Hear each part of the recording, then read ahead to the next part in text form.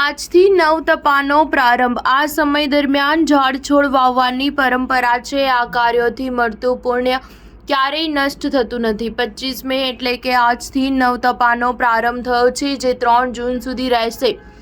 આ દરમિયાન વૈશાખ મહિનાના વદ પક્ષના શરૂઆતના દિવસ રહેશે। આ દિવસોમાં દાન અને ઝાડ છોડ વાવવાની પરંપરા છે। ગ્રંથોમાં જણાવ્યા અનુસાર જ્યારે સૂર્ય રોહિણી નક્ષત્રમાં હોય છે ત્યારે ગરમી સામે રક્ષા આપતી વસ્તુઓનું દાન કરવું જોઈએ। આવું કરવાથી જે પુણ્ય મળે છે તે ક્યારેય નષ્ટ થતું નથી। સાથે જ આ દિવસોમાં કરવામાં આવેલા શુભ કાર્યોથી જાણે અજાણ્યે થયેલા પાપ પણ નષ્ટ થાય છે।